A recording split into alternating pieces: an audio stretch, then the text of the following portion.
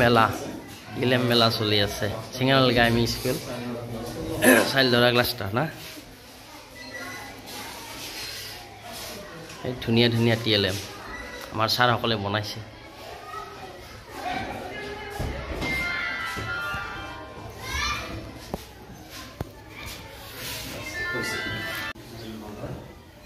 লগতে আমাৰ এখন বিদ্যালয়ৰ প্ৰধান মহোদয় তাৰপিছত আমাৰ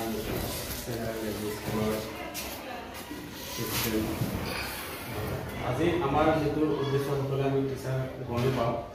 মানে যেটো ক্লাস 10 লেভেল আমার আছে কি TLM এক্সিবিশন সেটা TLM আমার প্রত্যেকখন বিদ্যালয় ভাগে করে দিছে হাতে কামে আমার কারণে ইয়াতে আমি যিখিনি আমাৰ ক্লাষ্টাৰত বিদ্যালয় আছে 8খন বিদ্যালয়ৰ ভিতৰত এজন চাগে অহা নাই পাটাঘাটা স্কুল কাৰণ আমাৰ ট্ৰেইনিং চলি আছে আৰু 7খন বিদ্যালয় TLM আমাৰ ইয়াত গোট খাইছে আজি আমি এই TLM খিনি যে বনাইছে আমাৰ ছাৰসকলে এই TLM যি কেতনে বনাইছে তাৰমানে কি উদ্দেশ্য বা কোন ল্যাঙ্গুৱেজৰ ওপৰত বনাইছে না ম্যাথছৰ ওপৰত নিউমেৰিক্সৰ ওপৰত এইটো অলপকে ডিসকাশন কৰিব তে ইনখন ইয়াতে লিষ্ট বনাইছো এই হিচাপত আমি সাৰাবৰ নাকি সব দিস এন্ড দ্যাট আমাৰ সৰু সৰু ছাত্ৰ ছাত্ৰীসকলৰ কাৰণে দিস আৰু ডেটৰ ব্যৱহাৰটো আমি কেনেদৰে বুজাম সিহঁতে অতি সহজে কেনেকৈ বুজি পাব আমি তাৰ কাৰণে এইটো বনাইছিলো এটা আমি ছবি কিছুমান দিছো আৰু আমি ইয়াতে দিস দিছো আৰু তলত আমি ডেট দিছো আমি এটাতে কৰি দেখুৱাম এতিয়া দিস ইজ এ পেন্সিল পেন্সিলটা ওচৰত আছে দিস ইজ এ পেন্সিল হল মই পেন্সিলটা টানি দিলো এতিয়া এটো ডেট ইজ এ পেন্সিল ছাত্ৰ ছাত্ৰীসকলৰ বুজাত সুবিধা হ'ব যে দূৰৰ বস্তুটো আমি ডেট কম ওচৰৰ বস্তুটো আমি দিস কম ঠিক তেনেকৈ দিস ইজ এ ট্ৰী এখন যেতিয়া টানি দিম that is a tree ঠিক তেনেকৈ এইকিটাও একে ধৰণৰে আমি সহজতে খুব মনোগ্ৰাহীকে আমি কেনেকৈ বুজাম ইয়াত মই এখন বনাইছিলো ইয়াত গুডৰ অপোজিট বেড মই ইয়াত আকৌ ঘূৰাই দিম আপৰ অপোজিট ডাউন হটৰ অপোজিট কোল্ড বিগৰ অপোজিট স্মল ঠিক তেনেকৈ আমি স্বৰবৰ্ণখন আমি ছাত্ৰ ছাত্ৰীসকলক বিশেষকৈ সৰু সৰু ছাত্ৰ ছাত্ৰীবিলাকক স্বৰবৰ্ণখন আমি কেনেকৈ মনোগ্ৰাহী কৰিব পাৰোঁ তাৰ কাৰণে মই এটা চেষ্টা কৰিছিলোঁ মই এনেকুৱাকৈ মই স্বৰবৰ্ণখন লিখি ল'লোঁ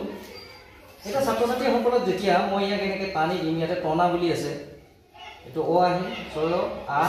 ইফালে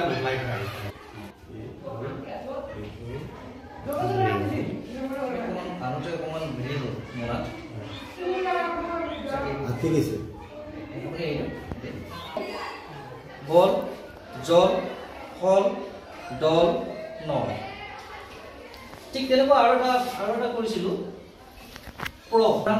প্ৰলয় প্ৰহাৰ প্ৰদান প্ৰচাৰ প্ৰকাৰ প্ৰবাহ প্ৰতিমা প্ৰভাত প্ৰণাম প্ৰজা আমি কিছুমান শব্দ আমি দিছো বহুতো শব্দ আছে কিন্তু লিখা অকমান দেৰি হয় ব্যৱহাৰটো মই এনেকৈ এটা চেষ্টা কৰিছিলোঁ কৰ লগত আহিল ইয়াত মই আকাৰ দিলোঁ মানে স্বৰ হ'ল ইয়াত হস্যইকাৰ ইয়াত হস্যইটো লিখি দিলোঁ ইয়াৰ লগত কি কি সংযোগ হয় ছাত্ৰ ছাত্ৰীসকলে এইটো বুজাত বহুত সুবিধা হয় দীৰ্ঘইকাৰ দীৰ্ঘই ইয়াৰ ব্যৱহাৰখিনি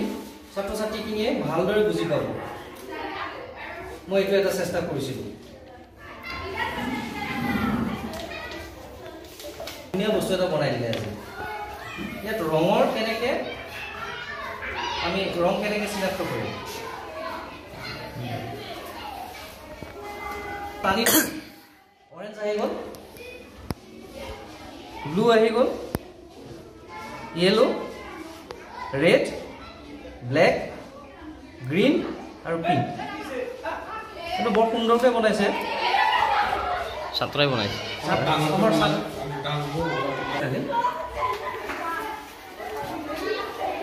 এইটো এনেকৈ সংখ্যা কিছু দিয়া আছে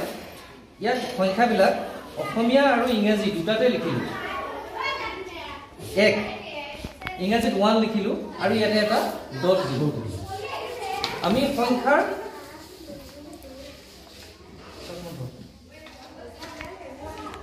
ইয়াতে 1 আছে আমি 1 ডট দিলোঁ আমি শেষৰলৈকে ইয়াতে 10 আছে আমি 10টা ডট দিলোঁ এনেকৈ ছাত্ৰ ছাত্ৰীবিলাকে ইয়াৰ ধাৰণাটো ভালদৰে বুজি পাব বুলি ভাবিলোঁ টিএলএম মেলাৰ মই বনাওঁ মানে মেথছৰ ওপৰত বনাইছিলোঁ কেনেকুৱা হৈছে চাওঁ এবাৰ মানে মইতো আগৰ আৰু পিছৰ সংখ্যাৰ ধাৰণা দিব ওলাইছোঁ যে মানে এক সংখ্যাটো আছে ইয়াত একো আগৰ সংখ্যাটো কি হ'ব ধৰক এইখন কাৰ্ড বনাইছোঁ কাৰ্ডখন এনেকৈ টানি দিলে হয় আগৰ একৰ আগত 0 হ'ব পাৰে 0 একৰ পিছৰ সংখ্যাটো কি হ'ব একৰ পিছৰ সংখ্যাটো 2 হ'ব এনেকৈ ইয়াতে 2 আগত 1 হ'ব এনেকৈ টানি দিলে তাৰপিছত আৰু এনেকৈ টানি দিলে হ'লে একৰ 2 পিছততো 3 হ'ব এইটো মানে পিছৰ আগৰ সংখ্যাৰ ধাৰণা এটা মানে ল'ৰা ছোৱালীয়ে জানিব আৰু ইয়াৰ জৰিয়তে তেনেকৈ গোটেইকেইটা আছে লগতে এই গোটেই বস্তু যে কাৰ্ডখন এনেকৈ লুকাই থৈ দিওঁ লুকাই থৈ দিলে মানে আমাৰ 0ৰ পৰা 9লৈকে সংখ্যা অংকৰ ধাৰণাটো জানিব মানে আমাৰ গণিতত যে 10টা অংক আছে এই 0ৰ পৰা 9লৈকে গোটেই এই বস্তুখিনি যে আমাৰ গোটেই সংখ্যাবিলাক গঠন হৈ দিয়েতো গতিকে এইটো বস্তু এটা ধাৰণা জানিব গতিকে আগৰ পিছৰ সংখ্যাৰ ধাৰণা জানিব এনেকৈ তাৰপিছত আৰু এটা বনাইছোঁ মই কেইটামান পূৰণ মানে মাল্টিপ্লিকেশ্যন টেবুল মানে পূৰণ 3ৰ ভাগ এইটো এটা চাৰ্কুলাৰ সহায় বনাইছোঁ বৃত্তৰ সহায়ত ইয়াতে কি আছে 3 পূৰণ 1 3 পূৰণ 1 মানে 3 এইটো যদি আমি ঘূৰাই থাকিলে এনেকৈ 2 আহিব 2 পূৰণ 3 মানে 6 হ'ব আৰু এনেকৈ 3 আহিব 3 পূৰণ 3 মানে 9 আহিব এনেকৈ ঘূৰি যাই থাকিব 3 4 গুণ 12 হ'ব এনেকৈ গৈ মই 9লৈকে ধৰিছে ইয়াত সেইকাৰণে 9লৈকে দেখাইছোঁ বাৰু এইটো 9লৈকে আছে বাকী 10টো বাৰু এইটো জানিবই নিজে 10 3 গুণ 30 বাকী এইখিনি নধৰিলে এইটো এটা বাৰু পুৰণৰ ধাৰণা নেক্সট আৰু দুটামান আকৃতি বনাইছোঁ ধৰক এইটো এটা মানে আমাৰ ঘনক যেনেকৈ লুডুৰ গুটি হ'ব পাৰে বা এনেকৈ ঘনকৰ মানে তল পৃষ্ঠ আৰু বাহু এইবিলাক মানে চুক এইবিলাক দেখাইছোঁ ইয়াৰ জৰিয়তে মানে এইটো এটা ইয়াতে ধৰক পৃষ্ঠ কেইখন আছে 1খন 2খন 3খন 4খন 5খন 6খন পৃষ্ঠ থাকে এইটো গণিব পাৰিব এইটো জেগা বস্তুটো তেনেকৈ এইটো এটা আয়ত ঘনক বা এটা ইটাও হ'ব পাৰে এটা বাকচো হ'ব পাৰে তেনেকৈ ইয়াৰ পৃষ্ঠ একেই 6খনে আছে তল বা পৃষ্ঠ বুলিও কয় এনেকৈ এইবিলাকক বাহু বুলি কয় কণাবিলাকক কণা বাহু বুলিও ক'ব পাৰি আৰু চুক এইকেইটাক চুক বুলি ক'ব পাৰি যে চুক কিমানটা আছে গণিব পাৰিব এনেকৈ 1 2 3 4 5 6 7 8টা চুক আছে এনেকৈ ল'ৰা ছোৱালীক মানে গণিব পাৰি এই বস্তুটোৰ জৰিয়তে তেনেকৈ এইটো এটা বস্তু আৰু এটা ধৰক ত্ৰিভুজ আকৃতিও হ'ব পাৰে ইফালে চালে ত্ৰিভুজ হ'ব আৰু আপোনাৰ এনেকৈ চালে আয়ত হ'ব এটা মানে পিৰামিড বুলিও ক'ব পাৰি মানে আগৰ দিনত ৰজা মহাৰজাসকলে এনেকৈ কিছুমান বস্তু বনাইছিল তো প্ৰিজমো হ'ব পাৰে এইটো এটা এনেকৈ মানে বনালোঁ আৰু বাকী আৰু সেইখনকৈ নাই এইখন এটা আছে আৰ্ট কৰিছোঁ মই এটা এইখন আৰ্ট কৰিছোঁ খুলিব নোৱাৰি মানে ইয়াতে এটা ছবিৰ ঘৰত এটা সাধু কথা বুজাব চেষ্টা কৰিছিলোঁ একচুৱেলি কাছৰ শহাপহুৰ মানে কোনে বেছি দৌৰিব পাৰে মানে কোনে আগত যাব পাৰে কিন্তু এইটো বুজাব লাগিব ভালকৈ সেইটো বাৰু ঠিক হোৱা নাই ঠিক এনেকৈ এটা আইতা এজনৰ ছবি আঁকিছোঁ মানে আইতাও ইয়াত জড়িত আছে সাধু কথাটোত এনেকৈ আমাৰ আৰু 5 টকীয়া মুদ্ৰা দেখাইছোঁ ইয়াৰ জৰিয়তে এটা 5 টকীয়া আৰু এইটো এটা চকু মানুহৰ চকু এনেকৈতো এটা আমৰ ছবি এইখিনি আৰ্ট কৰা গৈছে বাকী আৰু এটা আছে এইটো মানে ছবিৰ সহায়ত সংখ্যাৰ ধাৰণা দিব খুজিছোঁ মানে একতে এ আৰু ক মানে আমাৰ আখৰেদিও হ'ব পাৰে একতে এটা আম হ'ব পাৰে 2তে 2 আৰু 2টা অমিতা 3তে 3টা ফুল এনেকৈ মই এইখিনি 9লৈকে ধাৰণা দিছোঁ 9তে 9টা DSLR হাতী এইখিনি মানে গণিতৰ ওপৰত ধাৰণা দিব চেষ্টা কৰিছোঁ আৰু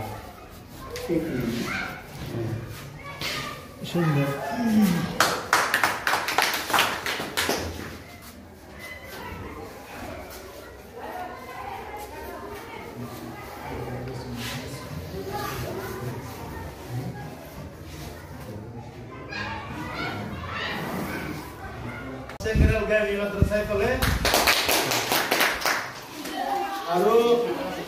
দ্বিতীয় ৰাজাপুৰৰ স্কুলে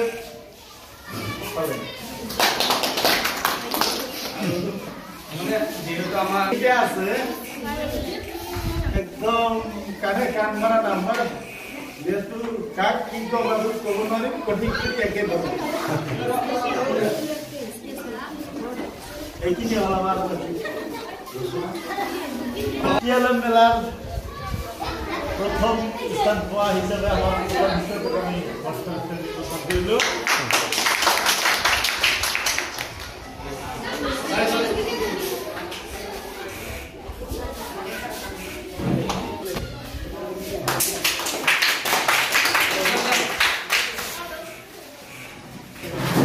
আৰু ব্যক্তিগত কথাখিনি আপোনালোকে